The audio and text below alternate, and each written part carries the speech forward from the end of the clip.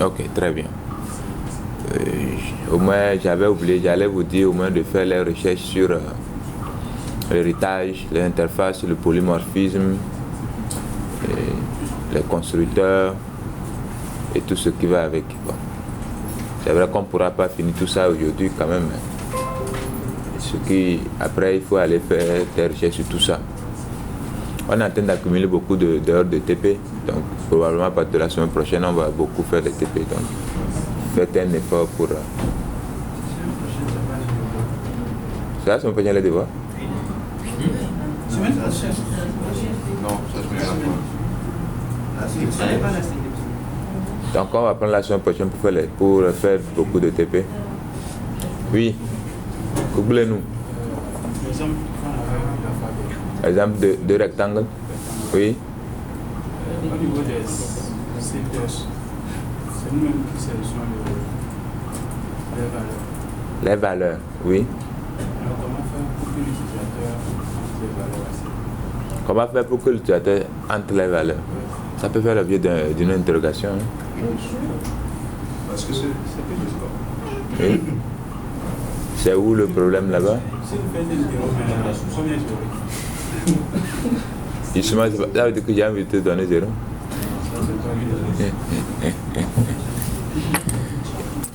Est-ce que tout le monde a le même problème? Comment faire pour que l'utilisateur entre les valeurs pour la longueur et la largeur de... Hein? Ça ne passe pas? Toi, tu veux scanner, ça ne passe pas? Ça refuse quoi? Le carreau. Le calcul. Ça refuse le calcul. De calculer L'erreur. l'erreur. Ah bon? Bon, de toutes les façons, essayons de voir, on est ensemble. Ou bien?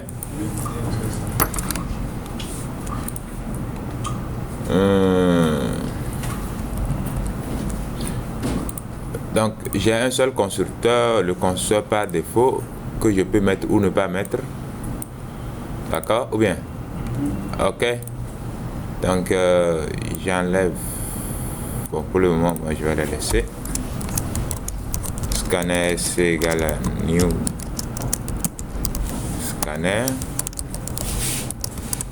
System.in.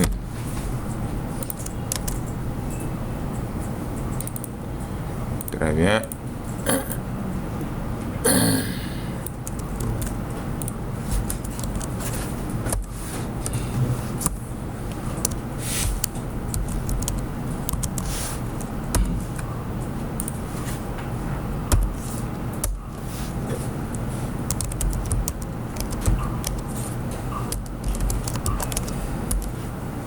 Égal à sc.nextDouble.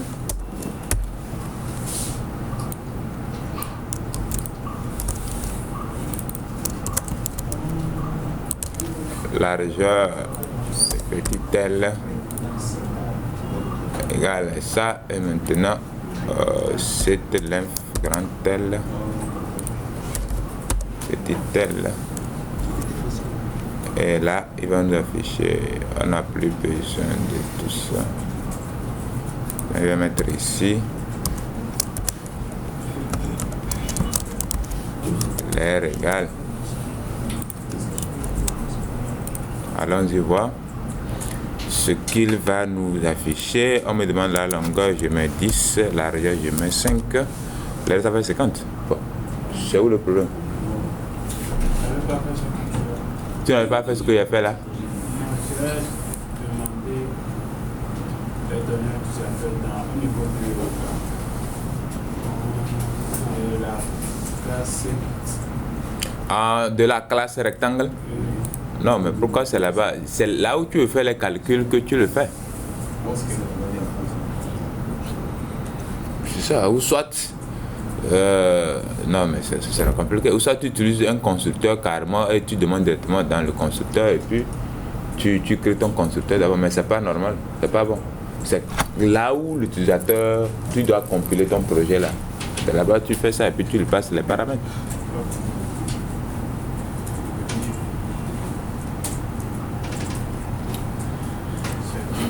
Oui, j'avais vu une main en l'air, c'était toi? Oui. Oui. Est-ce qu'on peut mettre une méthode Une méthode statique. On a déjà parlé de méthode statique, non? Non. Est-ce qu'on peut mettre par exemple public statique pour voir cette information? On peut mettre où? Public statique. Hein. Voilà. Au niveau de là, on met juste les méthodes, les guetteurs, etc. Hein. Est-ce qu'on peut mettre un public statique? Public statique. Si on peut mettre un peu public statique, c'est quoi public statique? Comme on a fait Dans le projet ici, là, cette méthode-là. Oui, exactement. Si on peut mettre la méthode min dans rectangle. Non, pas min. Est-ce qu'on peut mettre statique à côté de classe rectangle? Classe rectangle. Dans l'autre. Ouais, voilà. Est-ce qu'on peut mettre statique là-bas? Statique. Oui. À côté de classe rectangle. Public statique classe rectangle. Hein. Est-ce que c'est possible? On met statique où? Avant rectangle. Avant rectangle. Et avant classe.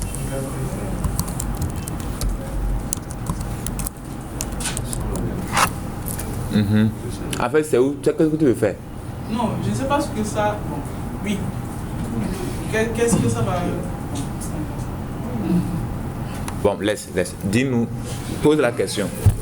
Je vais t'expliquer. Bon. Est-ce que. Bon, qu'est-ce que ça change dans mes statiques là? Mais très bien, c'est ce qu'on doit faire maintenant tout de suite là. Les méthodes statiques. C'est-à-dire le mot-clé statique, on va le voir. Son importance. Ok. Donc la dernière séance, nous avons commencé la programmation orientée objet. Et qui dit programmation orientée objet dit création de classes. Parce que sans une classe, on ne peut pas créer les objets. N'est-ce pas? Et là, quand on crée une classe, on y met quoi? Les attributs et les méthodes. N'est-ce pas? Et généralement, nous avons les méthodes de base telles que les mutateurs et les accesseurs qui permettent de manipuler les données des attributs. N'est-ce pas? Et nous avons vu aussi les modificateurs d'accès, que sont le public, le private. On a aussi parlé du default et le protected qu'on verra très bas quand nous serons en train de parler de l'héritage. N'est-ce pas? Voilà. Donc notre exemple était basé sur le rectangle. Et dans le rectangle, nous avons utilisé deux attributs, le length et le width. Et on a aussi créé 5 méthodes, 4 mutateurs et une méthode qui permet de retourner l'aire du rectangle. N'est-ce pas? Et on a aussi créé des objets dans le projet. On a utilisé le set length et le set width pour donner une valeur à la longueur et une valeur à la largeur afin de pouvoir calculer l'aire du rectangle. C'est bon? Voilà. Donc jusque là, tout ce que nous faisons, d'accord, tout ce que nous avons écrit dans la classe rectangle, pour y accéder, nous avons besoin d'utiliser un objet, c'est-à-dire nous avons besoin d'instancier la classe et mettre maintenant la référence de l'objet point pour accéder à l'ensemble des méthodes ou des attributs qui sont publics ou invisibles par la référence afin d'y accéder. Sans une instance de la classe, on ne peut pas accéder, n'est-ce pas, aux méthodes et ou aux attributs de la classe. C'est pas possible. Maintenant, avant que je n'aborde le mot-clé statique, est-ce que vous avez une idée de ce que c'est qu'une méthode ou un attribut statique? Nemoussou, il n'est pas là. Il est sorti. Ah, il est en retard. Ok.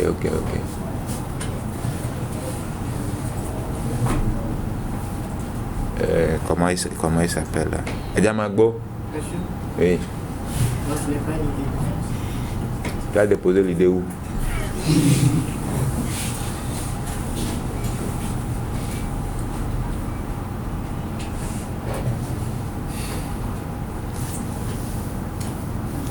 Oui.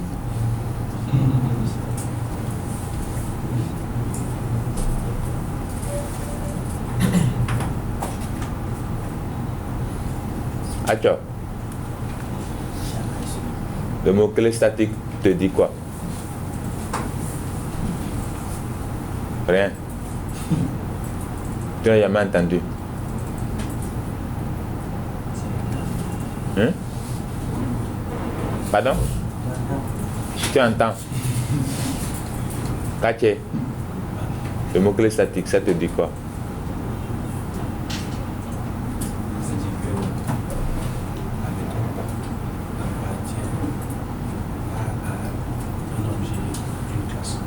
Ok.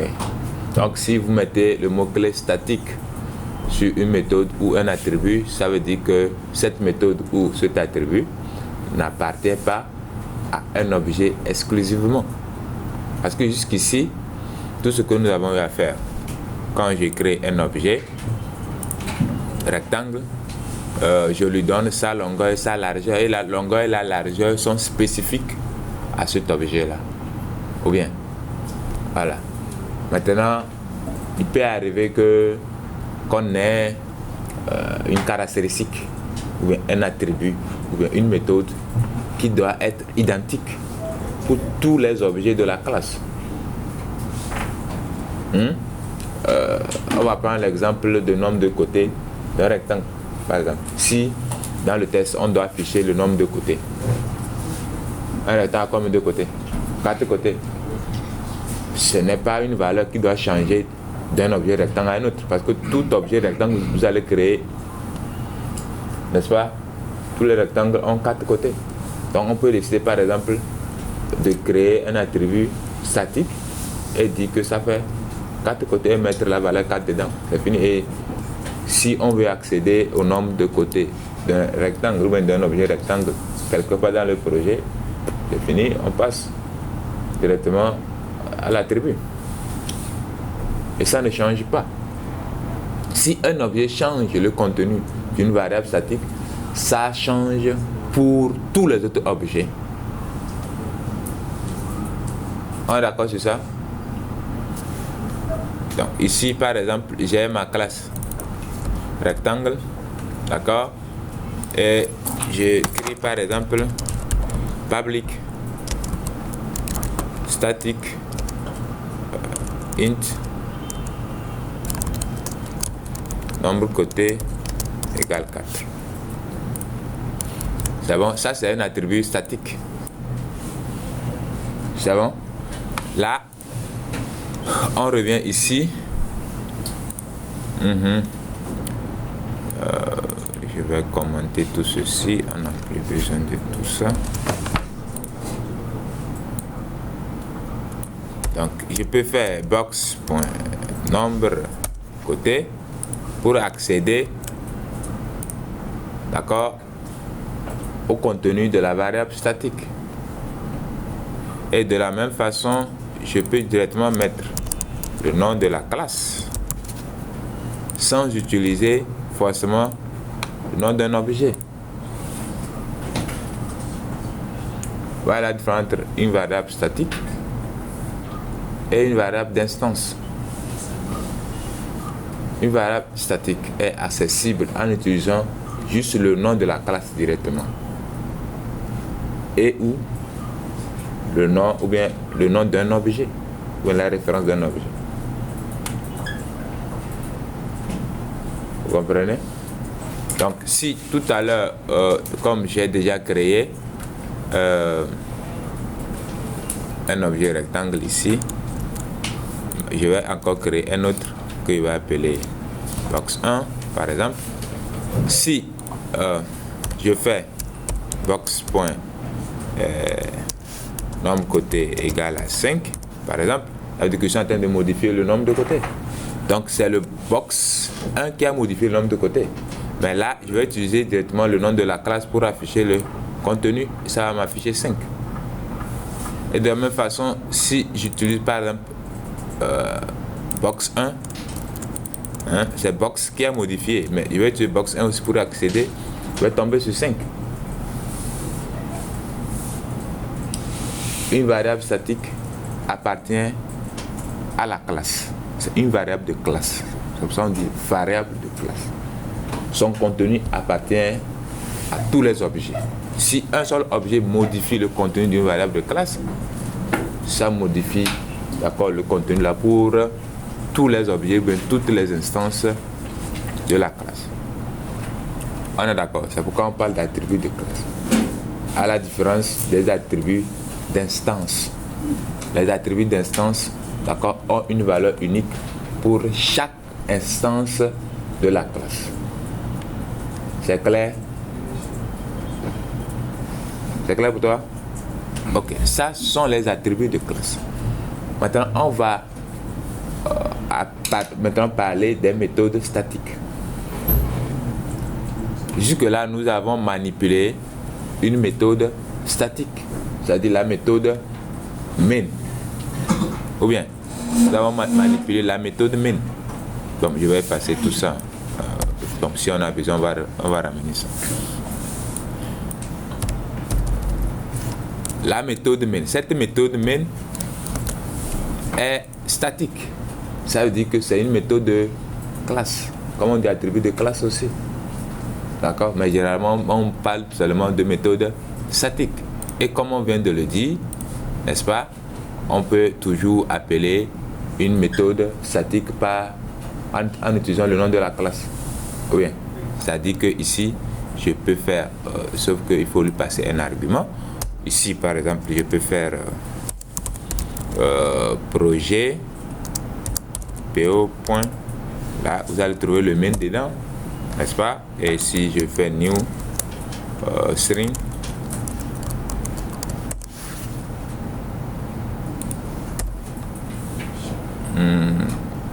non, un instant, je vais l'enlever là-bas. Je vais l'enlever là-bas. On n'a plus besoin de ça. Voilà. Là, je viens. Qu'est-ce qu'il a écrit déjà?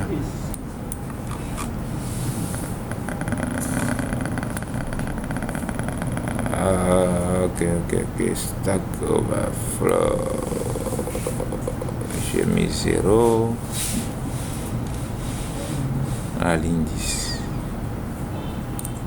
Bon. Ok, on va revenir là d'abord. Donc là, je suis dans la méthode main, d'accord, qui est une méthode statique. J'ai aussi la possibilité de l'appeler, n'est-ce pas, en utilisant le nom de la classe, parce que c'est une méthode statique. C'est bon? Donc, juste pour dire que tout ce qui est statique est manipulable aussi, comme ce qu'on a vu côté attribut statique, c'est-à-dire attribut de classe, ou variable de classe. Maintenant, bon, au niveau des arguments, c'est que ça va dépendre de ce qu'on lui donne comme argument. Comme il n'y a pas les system.out, tout ce que vous le passez, vous mettez dans la méthode sont les arguments. Bon, on va y revenir. Maintenant, je vais définir une méthode ici. Je vais rien mettre et on va faire ceci. Je vais mettre int sum, une méthode simple, int sum, int a, int b, d'accord, et faire return a plus b. Très bien. Maintenant, je vais appeler cette méthode, d'accord, dans la méthode statique. Et je le passe. Bon, je vais faire comme ça. Comme cette méthode doit retourner un entier qui n'est que la somme des arguments, n'est-ce pas? Donc, je vais dire que je vais recevoir le résultat dans une variable que j'appelle résultat, qui est égal à la somme de 3 et 6. Mais là, je vois que non, il a souligné. Pourquoi il a souligné? Il a souligné parce que la règle est claire. Vous ne pouvez pas appeler une méthode non statique dans une méthode statique.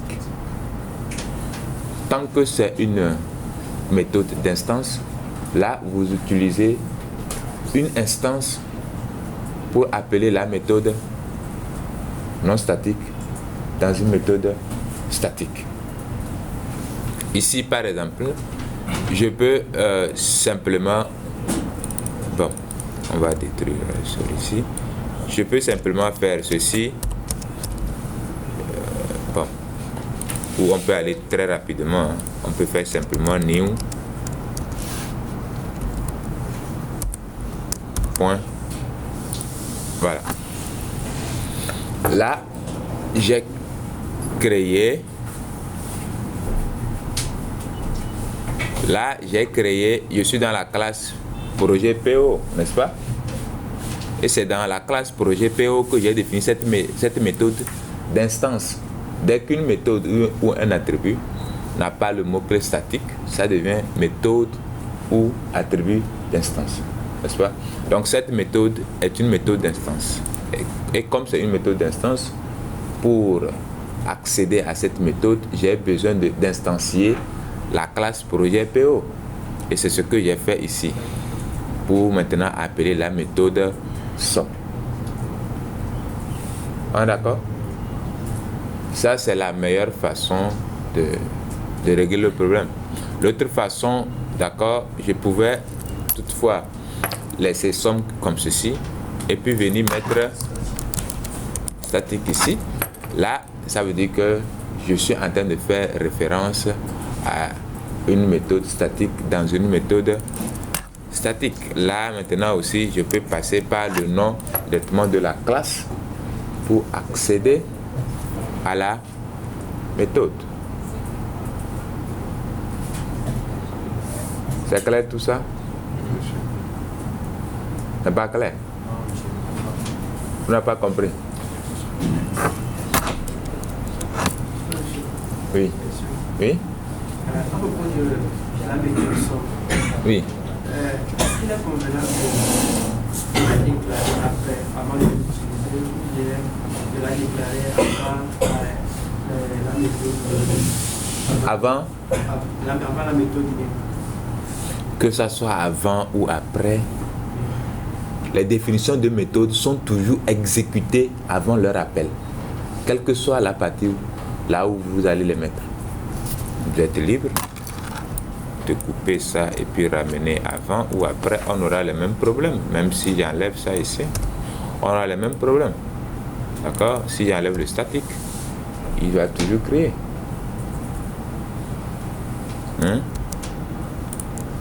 Donc la définition de méthode est toujours appelée avant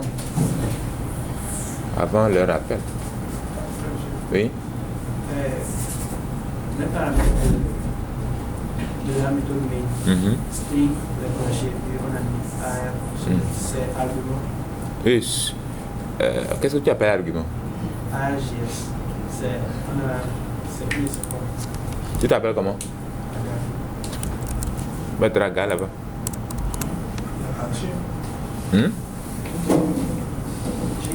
On n'a rien à ajouter. Non, c'est juste un tableau. On a passé un tableau. C'est un tableau. Tout ce que vous passez ici sont utilisés dans ce tableau-là. Bon, on va en venir après. Monsieur, donc c'est un tableau qui contient. Est-ce que tu comprends? On va venir après.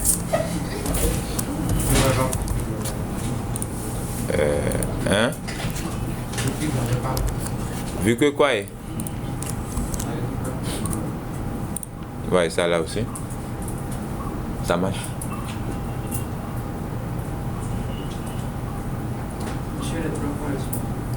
Ça s'appelle var A. Bon. Donc, pour le moment, ça, c'est pas l'important. Comprenons d'abord, d'accord, comprenons d'abord les variables et méthodes statiques.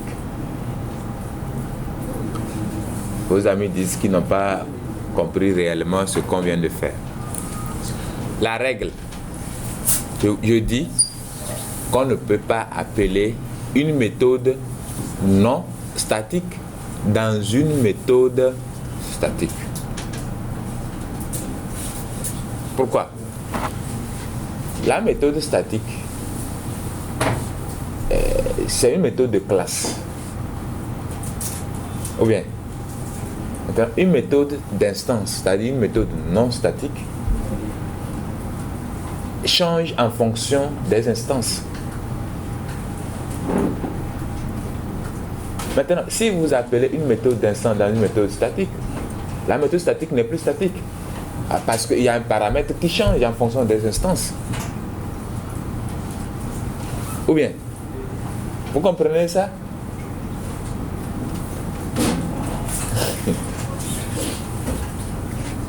Ok, on va prendre un exemple réel. On va prendre un exemple réel, simple, on va voir si ça peut aller.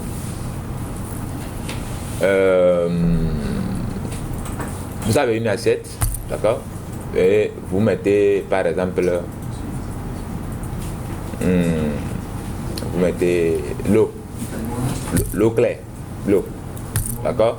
Et vous vous dites que l'eau là ne doit pas changer de couleur quel que soit l'emplacement, par exemple. L'eau là ne doit pas changer de couleur quel que soit l'emplacement. C'est bon? Et vous avez une autre assiette et vous dites que dans cette assiette on va mettre l'eau qui va changer de couleur en fonction des emplacements. Ça veut dire que dès que je bouge ça change, la couleur de l'eau change. C'est bon? L'autre assiette, l'eau qui est dedans, quel que soit l'emplacement, la couleur ne change pas. Mais l'autre assiette, dès que je bouge, l'eau qui est dedans change de couleur. Vous comprenez? Ok. Maintenant, imaginez, d'accord, qu'on prenne l'eau qui change de couleur en fonction des emplacements, qu'on met dans l'eau qui ne doit pas changer de couleur. Est-ce que l'eau qui ne doit pas changer de couleur va garder sa propriété de non-changement de couleur en fonction des paramètres, en fonction des emplacements? Ou bien, vous comprenez? Là, ça ne marche plus. Ça veut dire que, vu que l'eau qui change de couleur vient rentrer dans l'eau qui ne change pas de couleur, l'eau qui ne change pas de couleur va pas changer de couleur. Or, vous l'avez empêché avec un mot-clé que vous appelez statique. Or, donc ça ne peut pas changer. Et dedans, ça va grouiller, il faut que ça change. Or, c'est bloqué de l'extérieur. Vous comprenez ça? Donc, la méthode statique ne change pas. Mais la méthode d'instance change. Mais vous appelez la méthode d'instance dans la méthode statique. Ça va réagir comment? Donc, ça va créer. Donc, vous ne devez pas appeler une méthode non statique dans une méthode statique. Mais le contraire, si. C'est-à-dire que vous pouvez appeler une méthode statique dans une méthode non statique.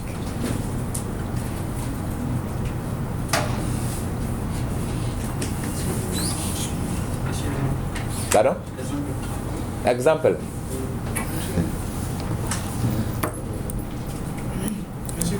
Oui, j'arrive. Donc, on va enlever ce mot-clé statique ici. Et puis, comme je l'ai dit, c'est toujours préférable, quand vous savez que c'est une méthode d'instance, d'accord, au lieu de corriger ça en mettant le mot-clé statique, il vaut mieux, d'accord, utiliser un objet maintenant pour appeler la méthode, votre méthode d'instance.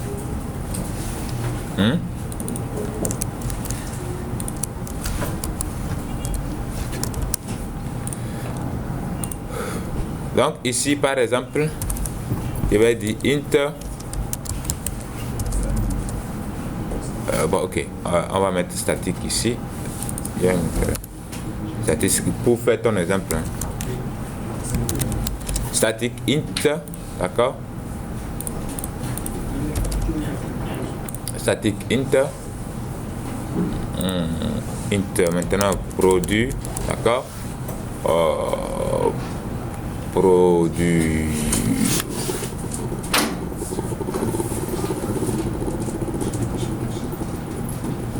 Je vais faire ça comme ceci.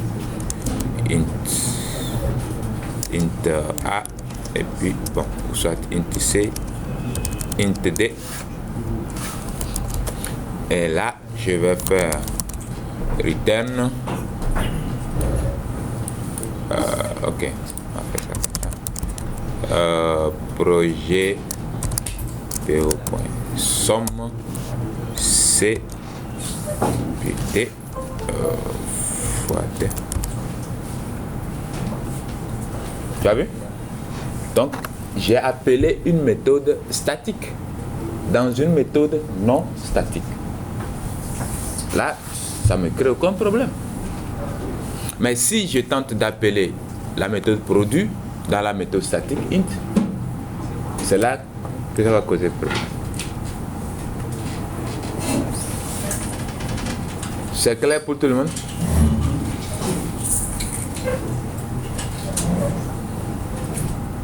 Voiture, c'est clair? Hein? Il dit quoi? Ok. Donc, dès que vous êtes face à ça, et votre compilateur vous dit que vous avez fait référence à une méthode non statique dans une méthode statique, la meilleure des choses qu'il faut faire, il faut instancier la classe en question et puis vous appelez votre méthode tout bonnement. Puis c'est fini. C'est plus simple comme ça. C'est la meilleure des méthodes. Oui? Monsieur, j'aimerais savoir pourquoi vous ne mettez pas, au niveau de la méthode produit là, pourquoi vous n'avez pas mis le modificateur d'accès?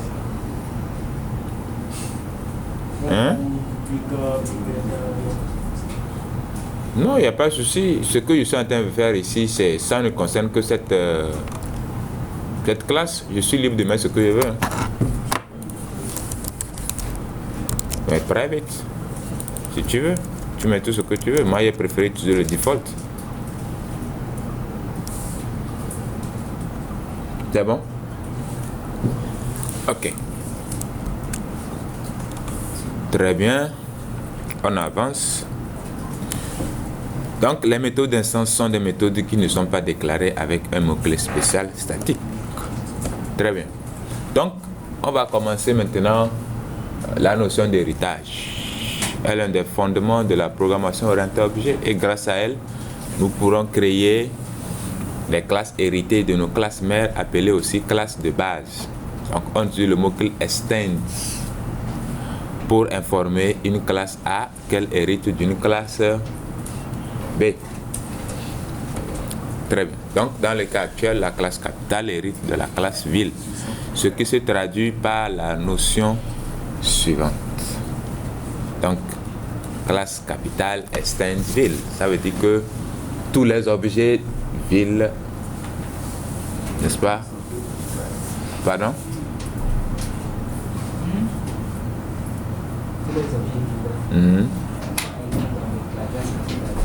Sont inclus dans la classe capitale. Directement dit que c'est inclus, oui, mais c'est pas toutes les villes qui sont des capitales, ou bien? Ok. Mais tous les objets villes, d'accord, peuvent être contenus dans une référence de type capitale. Ou bien? Ça, vous êtes d'accord avec moi, non? Vous avez fait l'héritage. Il y a de cela à peine 3 mois. Pardon?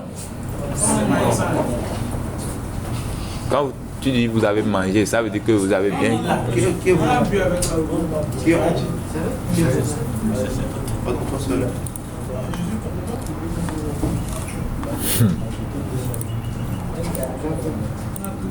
Donc ici, je vais créer une nouvelle classe que je vais appeler ville et une autre classe que je vais appeler capitale. Bon, on fait ça comme ça. Donc, on dit que la capitale est une ville. Est-ce qu'on peut avoir une capitale qui n'est pas une ville? D'accord? Donc, comme capitale est une ville, on va dire extend ville. Donc, l'héritage, c'est une relation de type est 1. L'année passée, on a parlé de ça ou bien. Donc, si vous n'avez pas une relation de type est 1 entre deux classes, alors il n'y a pas notion d'héritage.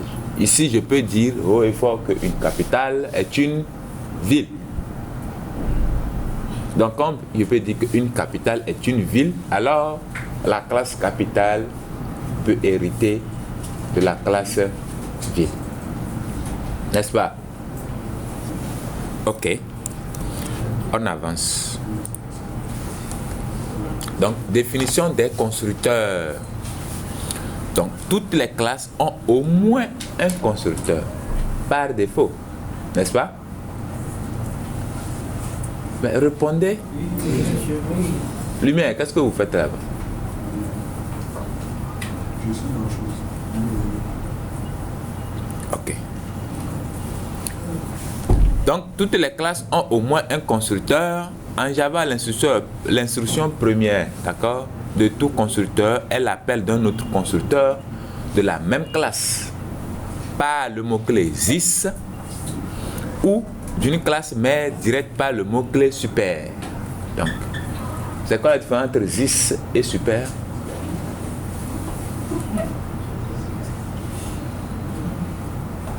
T'as goûté ta froid?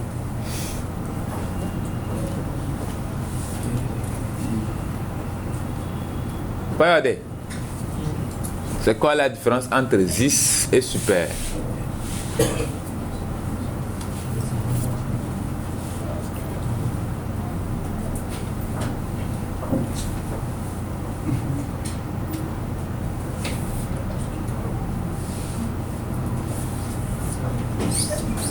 Regardez là.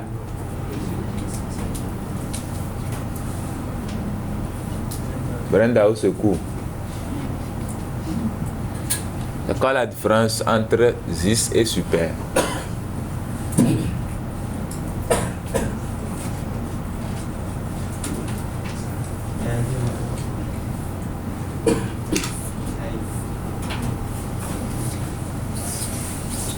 Son tour va arriver.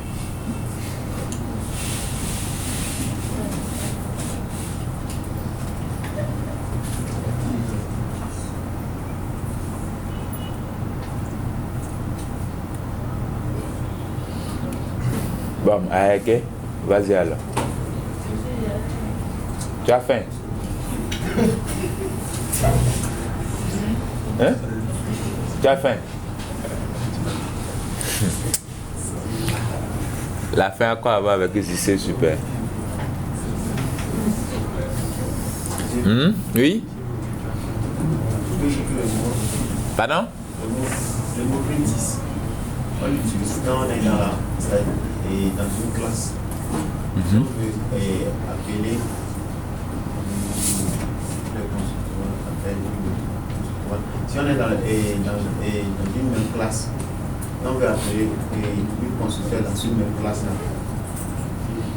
on va utiliser le mot critique. Maintenant, si on dit une classe mère,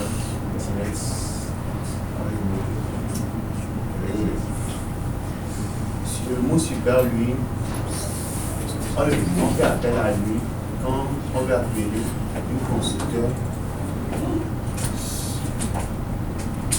Un constructeur dans une classe mère, c'est-à-dire la classe mère qui est un héritage plutôt. Très bien. C'est ça.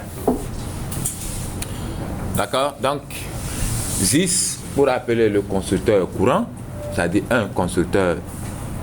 D'accord? Dans la classe où vous êtes en train de définir le constructeur, vous voulez appeler encore un autre constructeur directement là-bas. Maintenant, le super pour appeler le constructeur de la classe mère quand il y a l'héritage. This. Bon, vous n'avez pas besoin d'héritage pour parler de this. Hein. Par exemple, ici, si je définis un constructeur, par exemple comme ceci, je définis un autre constructeur, je fais double L et je fais this.constructeur.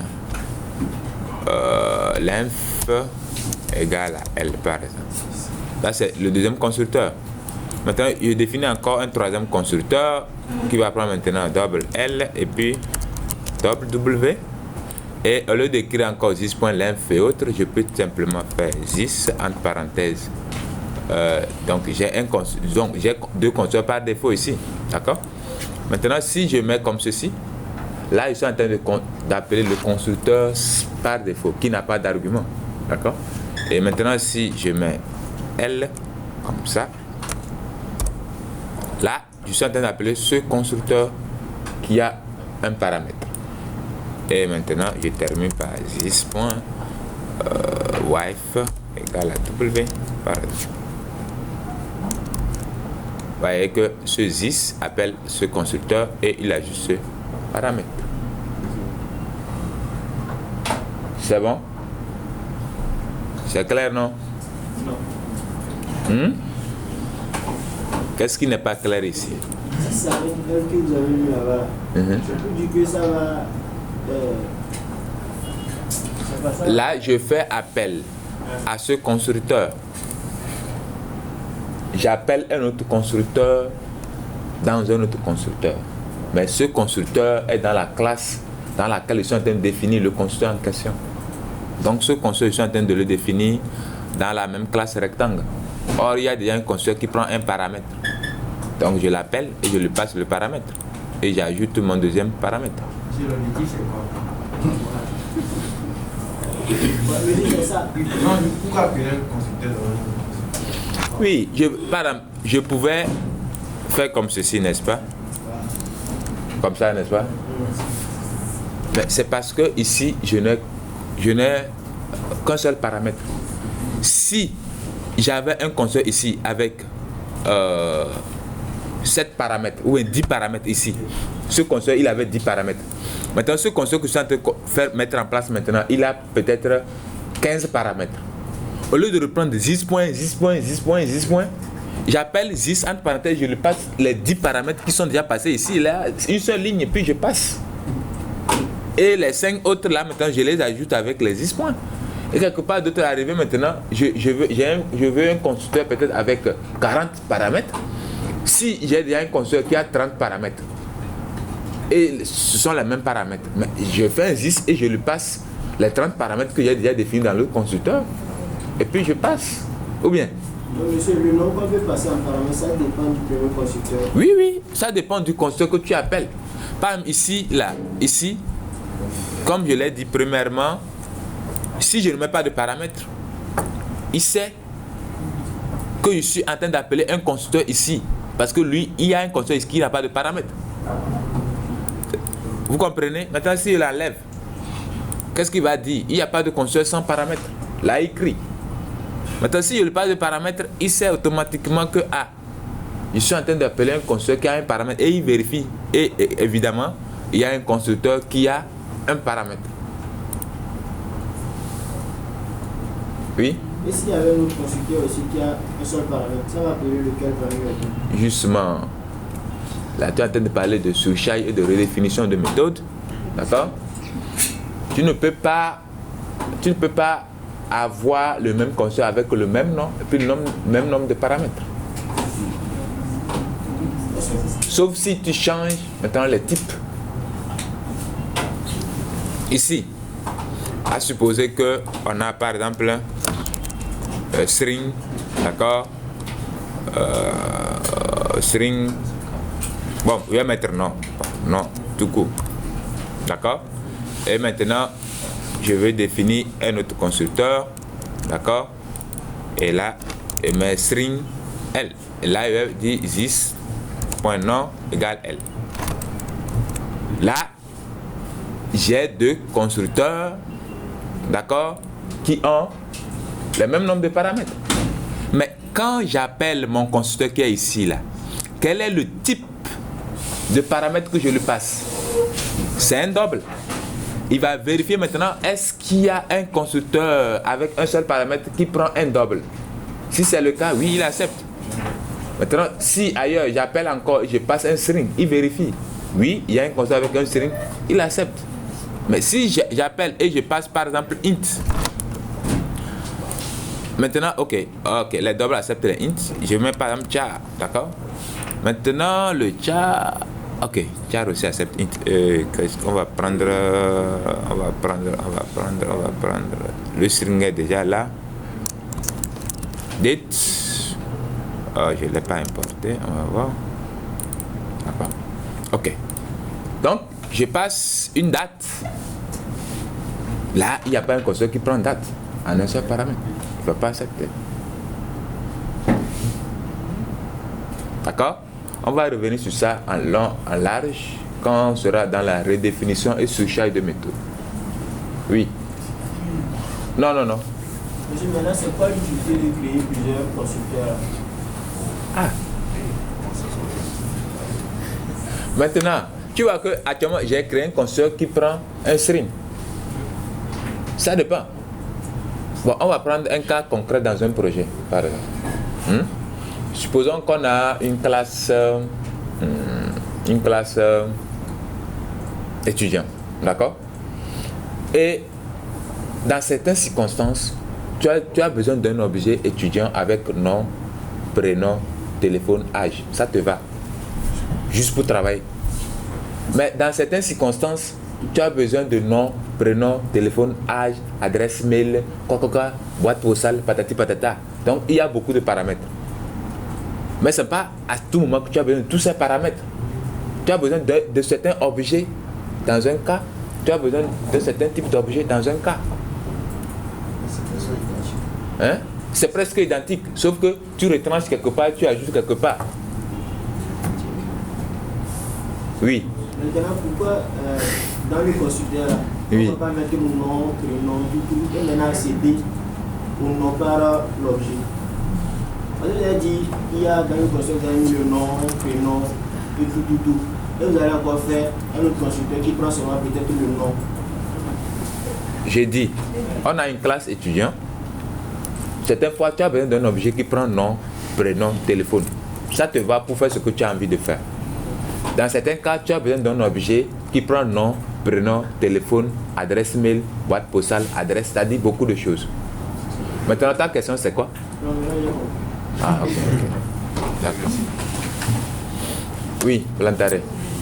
Franchement, avec tout ce que vous avez dit là, je n'arrive plus à faire vraiment la différence entre un constructeur et un secteur. Un secteur. Un secteur. Ou un mutateur. Un mutateur. Ah. Quand le constructeur lui construit, le mutateur lui vient muter. Ou bien. Est-ce qu'on peut le montrer? Ok. Ici, nous avons actuellement, d'accord, des constructeurs qui ont... Bon, ici, je vais mettre double. D'accord? J'ai un constructeur qui a deux paramètres, n'est-ce pas? Donc, ça veut dire que dans mon projet maintenant, bon, ça souligne parce qu'il demande maintenant des paramètres, n'est-ce pas? Je mets 10 et puis 10, par exemple. D'accord? Celui-là, on ne va pas l'utiliser. Donc, là, je vais afficher, d'accord, l'air de ce rectangle. Ça fait combien? Ça fait 100, ou bien? Ok.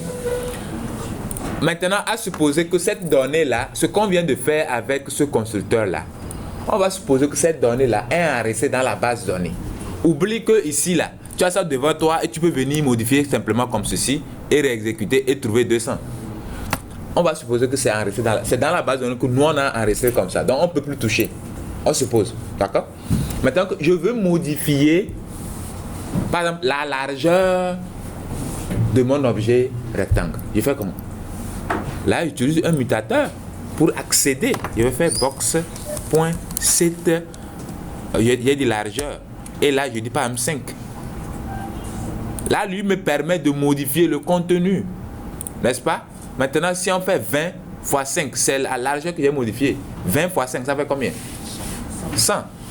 Si je veux encore modifier, j'utilise toujours ça. Maintenant, je ne sais pas si je dis que là, largeur maintenant, ça fait 100. Ça devient un carré. OK? Donc, ça fait 400, 20 x 20. Ici, c'est parce que vous voyez que vous avez accès facile pour venir modifier, que ça vous pensez que, bon, est-ce que, non. Suppose que ça, c'est dans la base de données, tu n'as plus accès. Donc, tu n'as qu'une seule méthode qui te permet d'accéder, d'accord, à un des attributs et de modifier ou apporter une modification à la valeur. Tu vois que ce constructeur que j'ai utilisé pour créer ici, dans un rectangle, qu'est-ce que j'ai fait? C'est vrai que j'ai passé de constructeur, mais c'est avec 6, j'ai fait ici exactement. Mais ça marche, il n'y a aucun problème. Ça marche comme un constructeur, comme si j'avais fait 10.L égale à 10.length égale à L. Il n'y a pas de souci.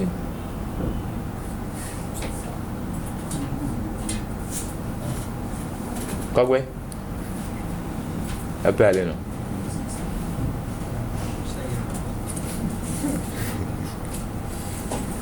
Quoi, vous êtes mélangés? C'est bon? Ouais. Aujourd'hui, là, tu veux me tuer avec des questions. Hein? Ouais, vas-y. Maintenant, on voulait instancier un objet rectangle là. Comment est-ce que ça va reconnaître que c'est le rectangle là? C'est selon le type ou bien... C'est selon le nombre de paramètres que tu passes. Ça veut dire que ici, là, je peux créer maintenant aussi parce que vu que j'ai c'est-à-dire un rectangle, un compteur avec un seul paramètre. Je peux créer maintenant comme ça et puis passer un seul paramètre. Lui, il va vérifier est-ce qu'il y a un compteur avec un seul paramètre. Et s'il y en a, il va accepter. Et ça passe. J'ai aussi un constructeur avec string ici. Donc, ça veut dire que je peux mettre un string. Il va regarder, oui, il y a un constructeur avec un string.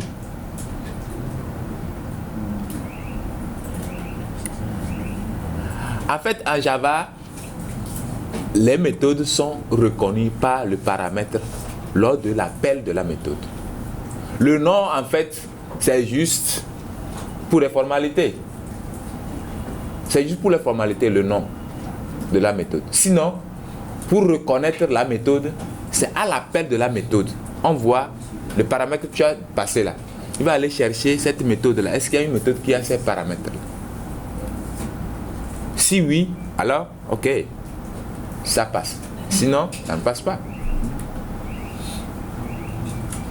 Donc, si tu vérifies les paramètres de la méthode, c'est là qu'il passe comment dit-on, au type de paramètres. Parce que les différents... Oui, c'est ça. Si tu appelles une méthode, tu lui passes un int. D'accord? Il va chercher cette méthode-là. Est-ce qu'il y a une méthode dont le paramètre est un int? Si oui, ok.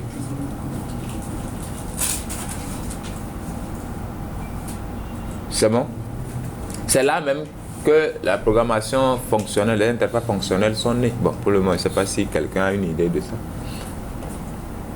Les interfaces fonctionnelles. Bon, c'est une parenthèse. Voilà.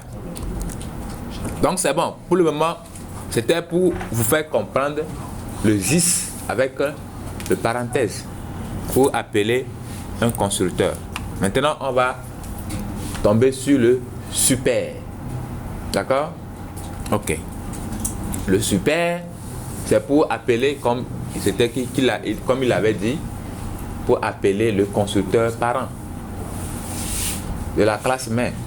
Donc ici, nous allons maintenant revenir dans notre classe ville. D'accord? Et maintenant ajouter des paramètres, des attributs. Je vais le mettre en protected. Protected string, le nom de la ville. D'accord? Et encore mettre protected. Protected. Quoi encore? Une ville peut avoir quoi encore comme superficie. Ok. Voilà, superficie. Qu'est-ce que j'ai écrit? Double.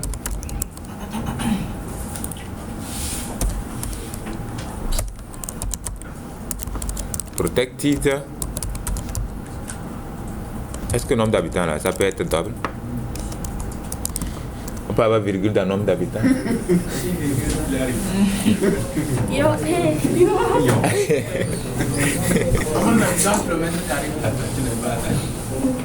Et il doit avoir virgule. On peut dire 92,5 Ça, c'est la densité. C'est ça. D'accord? Là, je vais mettre public, ville, d'accord? Double N, M, ok, c'est plutôt string. String. Ah, j'écris quoi même? Bon, je veux juste être dans le double SF puis int. Bon, on va supposer qu'on a besoin d'un constructeur qui a juste besoin des attributs. D'accord? Donc, this.nom égale, je vais commencer par le nom, d'accord? Égale à nm. Et puis this.nbr habitant égale à sf.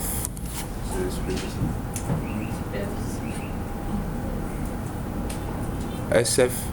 Attends. SF, c'est le domaine. Ah, ok. Merci. Voilà. Donc, on suppose que dans certaines circonstances, nous avons besoin juste d'un objet ville, d'accord, avec son nom et la superficie. Tout court. C'est bon? Ok. Là, vous allez constater que notre cher capital commence par crier. Il dit, mais on me dit que j'hérite de ville, lui il a un constructeur, moi je n'en ai pas. Alors pourquoi on me dit que j'hérite de lui? Alors donnez-moi un constructeur aussi. C'est ce qu'il est en train de dire. Vous comprenez? On dit que capital hérite de ville. Mais là, ville a un constructeur. Alors, il faut que capital aussi ait son constructeur. Alpha, tu as compris ça, non? Hein? Non. Je dis, jusque-là, quand on avait comme ceci, il y avait aucun problème. Ou bien, il y avait aucun problème. Tout le monde était content. On dit, oui, capital, tu hérites de ville. Ok, il est content. Bon. Parce que on est les mêmes réellement. Quand on regarde, il n'y a pas de différence. Je suis comme ville aussi. Ok, oui, on est ensemble. Ok. Bon, maintenant, ville commence par avoir des choses. On dit, mais ville a un nom, superficie, nombre d'habitants, et puis encore un constructeur. Ok, mais on me dit que moi j'hérite de ville, lui il a tout ça et moi je n'ai rien. Donc il commence pas à créer, il souligne, il dit que bon, moi si je dois avoir un constructeur, au moins. C'est ça.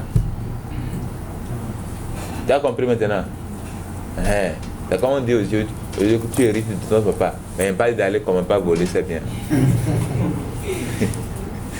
Donc, il faut que au moins toi-même, tu représentes ton papa. Bon, en termes de, c'est-à-dire en termes de comportement et autres, il faut quand même que quand tu n'es pas là, quand le papa n'est pas là, que tu puisses quand même prendre sa place. Ou bien, mais si tu es un bandit, bon, personne ne va même pas te regarder, tu parles, personne ne te regarde. Donc c'est ça ici, c'est pratiquement la même chose.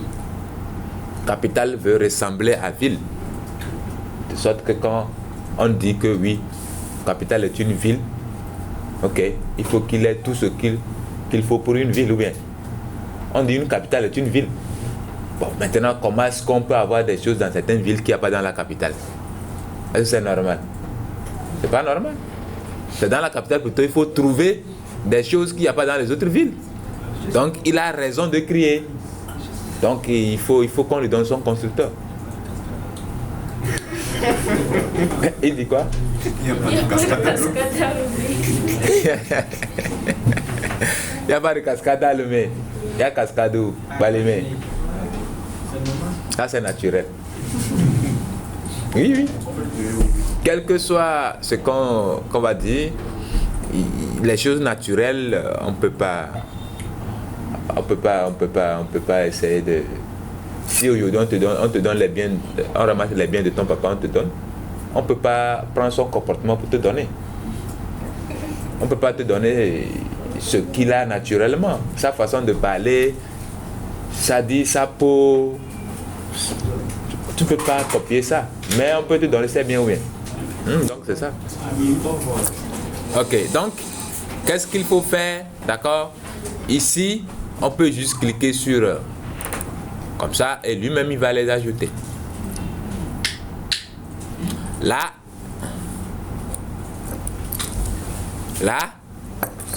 il est content. Donc on a redéfini ici le constructeur de la classe mère, d'accord, ville. Et quand vous redéfinissez, d'accord, un constructeur, la première des choses, d'accord, c'est le mot-clé super qui va prendre maintenant en paramètre les attributs, c'est-à-dire le nombre exact d'attributs que le constructeur de la classe mère avait.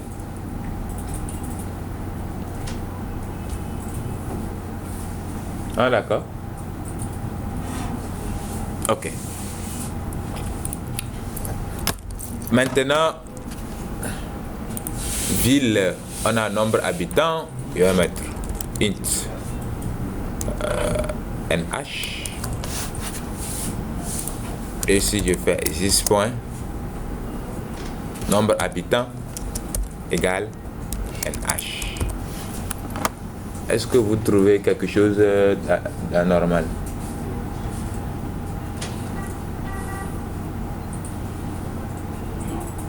Lidao, comment j'ai pu accéder à nombre h? J'ai dit 10.nombre h. Nombre habitant égale à nh. Mais je n'ai, dans cette classe, je n'ai pas nombre habitant. Mais je dis 10.nombre habitant égale à nh. D'où vient nombre habitant? Tu ne suis pas. J'allais faire comment pour que tu suives?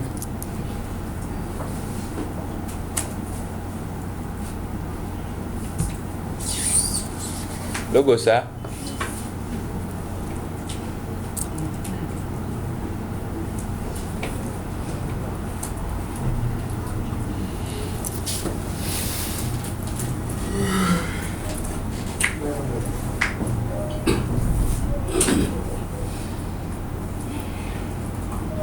On t'attend, hein. Toi, si tu ne suis pas, tu comprends quand même tout ce que j'explique ici.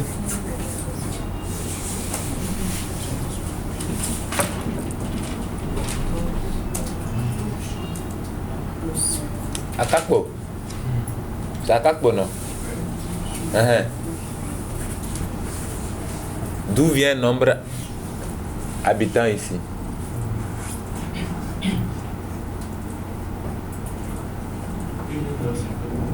Pardon?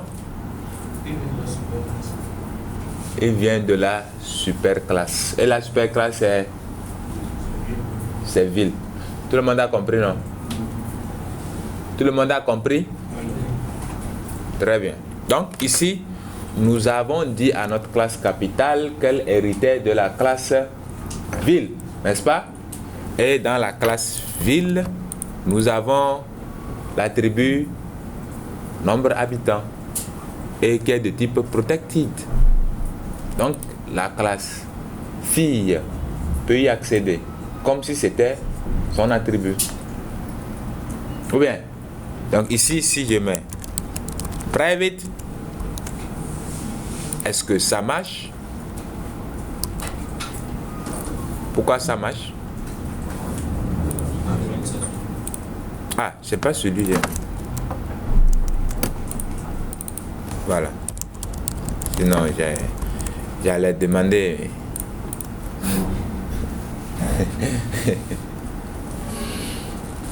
Vous avez compris?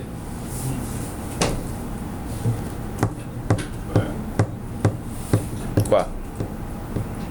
Toi, tu n'as pas compris pourquoi ça souligne? Qui aussi n'a pas compris?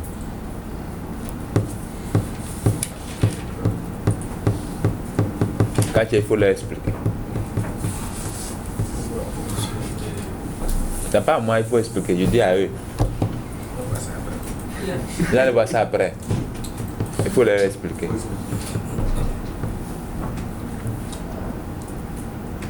La tribu, en habitant, Mhm. est privée à la classe Et privée, Mhm. la classe B. Qui ne peut pas accéder à travers une classe externe à vie.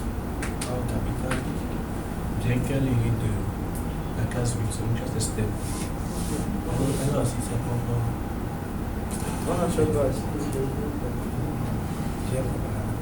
tu as quoi? Mal à la gorge. Tu peux pas crier. Oui, Pacho. ils ont compris. Monsieur, je peux essayer. Bon, je disais que la tribune non habitant est privée à la classe ville. Et on essaie d'accéder à ça à travers la classe capitale. On sait que quand un attribut est privé, on ne peut qu'accéder dans la classe elle-même. Or, capitale est une classe externe à ville, et qu'elle hérite de la classe ville. Tu avais compris, non? Donc, on avait utilisé le mot-clé protected, d'accord? Qui est un modificateur d'accès qui permet aux classes filles d'accéder aux attributs, d'accord, de la classe mère. Maintenant qu'on a enlevé protected, on a mis private. Et quand on dit private, ça veut dire que ces attributs ne sont accessibles qu'à l'intérieur de la classe, pas en dehors de la classe. C'est bon? Ce qui a fait que maintenant, notre ZIS est souligné. Donc, ce n'est plus possible d'accéder. D'accord? Donc, si il faut le faire là, il faut virtualiser.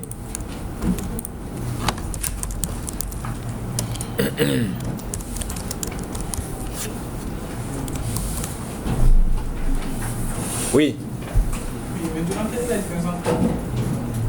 Je n'arrive pas à faire la différence entre public et protected. Bon, très bien. Ça fait un exercice de maison pour la séance prochaine. Lui, là. Donc, pour lui. Merci. Merci là-bas. D'accord? Donc, tu fais les recherches entre. Tu fais les recherches pour voir c'est quoi la différence entre protected et puis public pour la séance prochaine. D'accord? Ok, très bien.